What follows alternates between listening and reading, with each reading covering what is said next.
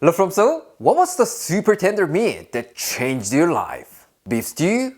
Braised short ribs? Oh boy, you've never tried this one.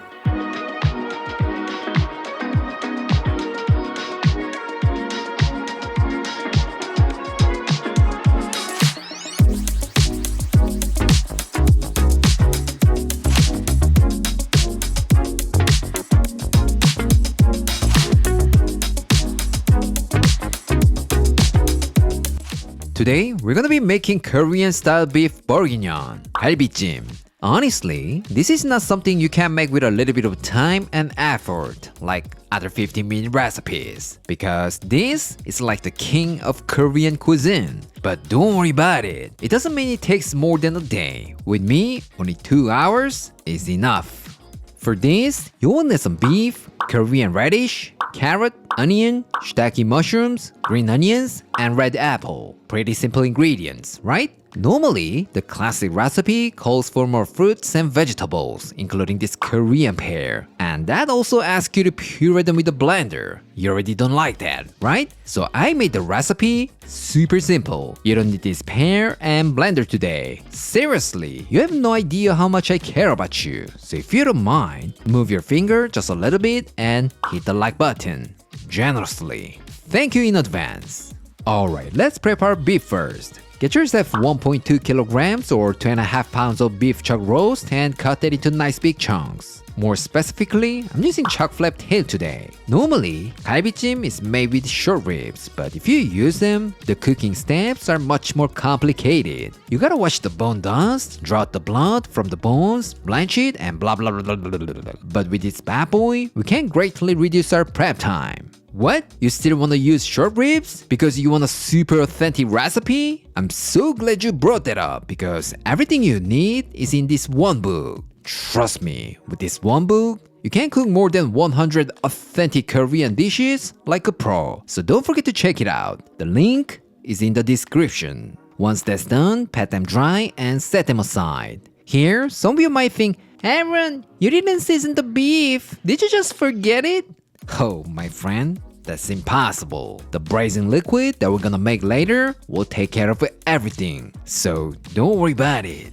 Now let's prepare our vegetables. First, cut 250 grams of Korean radish or daikon into nice bite-sized pieces. And then the same thing goes for the carrot. We're gonna use about 200 grams. Once you're done that, round them out with a vegetable peeler. This is totally optional, but trust me, it's gonna make your dish look like something out of a fancy restaurant. Now grab a large onion, cut it in half, and just roughly chop this. These will need to be removed after releasing their flavor, so don't cut them too small. Otherwise, you will see yourself picking up every piece with the effort. Next, just roughly chop some shiitake mushrooms. That will add a whole bunch of umami, so I think you will absolutely love it. But if it's difficult to get these, try using white button mushroom instead. And if you could even saute it before you add it to the pot, that'll be even better. And just for a prettier presentation, take 1 or 2 and make a little star on the surface. Trust me, it's nothing complicated. Even Claire and our fur baby Hodu can do it if they had plenty of time. And this little effort will make it so much prettier at the end.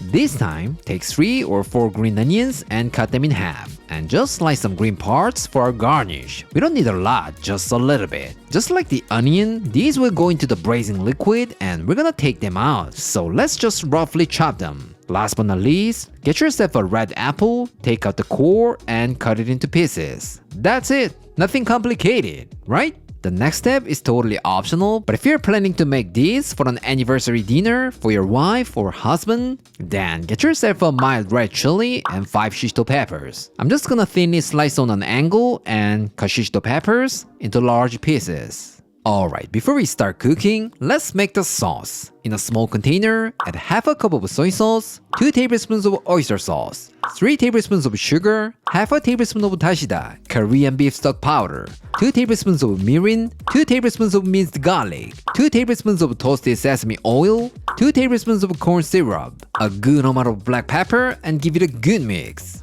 What? Too much sugar and corn syrup?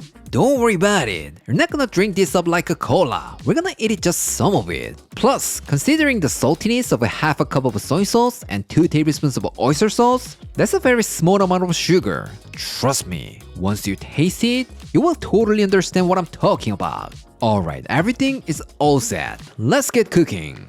Get yourself a large pan, add 2 tablespoons of oil, and heat it over high heat. Once it gets really hot, place your beef pieces and cook for about 3 to 4 minutes. We're gonna sear the beef first and then cook it with the braising liquid afterward. Actually, this is not a traditional way of cooking galbijjim, but if you sear the meat first, thanks to the Maillard reaction, you will get so much more flavor. Yes, when modern cooking techniques meet traditional Korean sauce, you will see a whole new world, and that is but Korean. Once you get a nice sear on both sides, take them out and repeat with the remaining beef. Once that's done, get yourself a stock pot, add 8 cups of water, onion, white parts of the green onions, apple, sauce, and bring it to a boil. Once it comes to a boil, reduce it down to medium and add all your beef. From now, we're just gonna cover and boil it for an hour. When time's up, take out all the fruits and vegetables. They worked really hard, so we're gonna send them to a good place, but we can't just let them go, so let's put them in a strainer and get every last drop out of them. Now we're just gonna reduce the heat to medium-low, cover, and simmer for about 30 more minutes.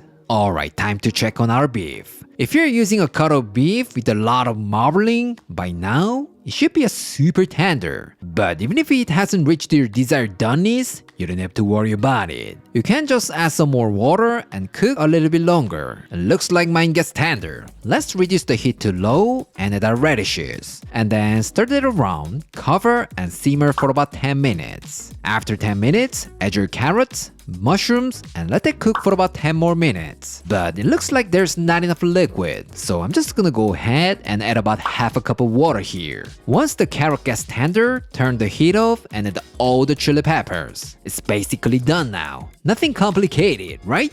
But before we serve it, let's upgrade this, like the one from a Korean fine dining restaurant. Scoop out 1 cup of braising liquid and add it to the saucepan and bring it to a boil. Once it comes to a boil, add a cornstarch slurry and give it a few stirs. When the sauce gets nice and shiny, your upgraded galbijjim sauce is done.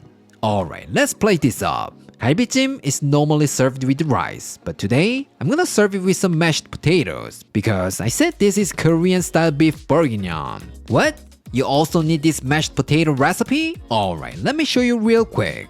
Peel and dice 5 Yukon Gold potatoes, and meanwhile, bring a pot of water to a boil. Once it starts to boil, reduce the heat to low, add all the potatoes, and cook for about 25 minutes. When they're cooked, drain, add 3 tablespoons of unsalted butter, a generous pinch of salt, and get it all mashed up. That's it! Couldn't be any easier, right?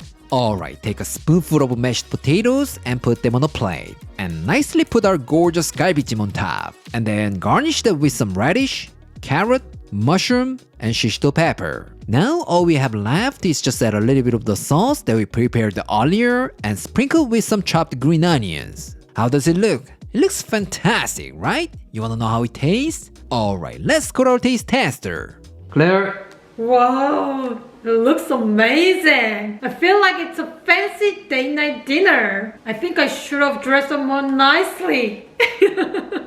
Oh my gosh. Let's give it a try. 냄새는 완전 갈비찜인데 포크와 나이프를 쓰다니 뭔가 어색하다. 이상해. 와우, 엄청 큼직하니 맛있어 보인다. 뭐 썰어볼까? 오, 칼로 직접 썰지 않아도 쭉쭉 찢어지네. 오, 이것이요. 내가 원하는 거. 이 결. I can already tell it's super tender. Let's give it a try. Thank you. You know the best. 냄새 좋다. 와. 맛은 갈비찜이 맞네. 부드러워. 오, 좋다 좋다.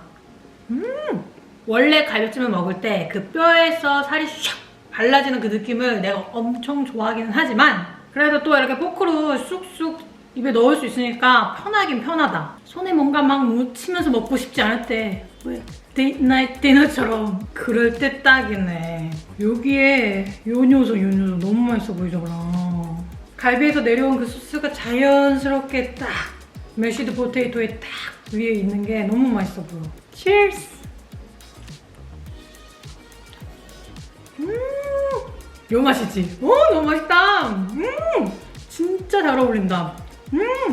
그 메쉬드 포테이토의 버러리한 맛이랑 이 갈비찜의 소스가 촥 만나가지고 되게 잘 어울려. 나는 그냥 갈비는 밥이랑만 먹어야 된다고 생각했었지 이 조합은 솔직히 생각해보지 못했었거든? 너무 그냥 자연스러운 게 원래 있는 음식인 것 마냥 그냥 너무 자연스러워. 맛있다. 얘네들이랑 같이 먹으면 진짜 금상첨화겠어. 더 맛있을 것 같아. My number one pick is definitely the radish. 어렸을 때는 엄마가 맨날 갈비찜에 항상 무를 꼭 먹어봐야 된다 그랬었거든. 무가 이 녀석이 아주 맛있는 그 소스를 잔뜩 너무 부드러워. 자꾸 떨어져. Cheers. 무에서 나오는 그 달큰한 맛이랑 그 소스의 짭짤한 맛이 만나가지고 입에서 그 밸런스를 맞춰주는데 이만한 가니쉬가 없다. 진짜 너무 맛있음. This time, shiitake mushroom. It's so pretty. I can't miss it.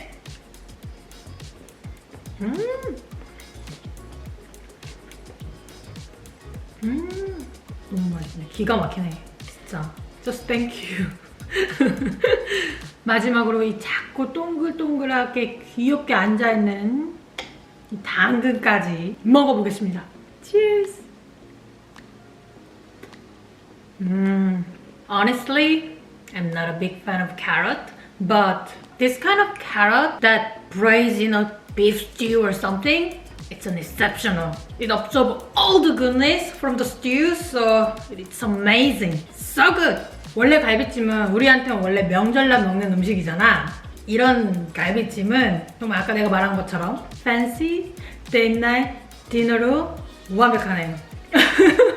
Today, I showed you how to make galbijjim in a different way. How was it? It looks much easier and tastier, right? Like I said earlier, galbijjim is like the king of Korean food, so it's a perfect dish for any special occasion. So this weekend, why don't you invite your family or friends and enjoy this dish together? I'm pretty sure that's gonna be a wonderful and unforgettable experience for everyone. I guarantee it. Alright, this is it for today, and I'll see you next time.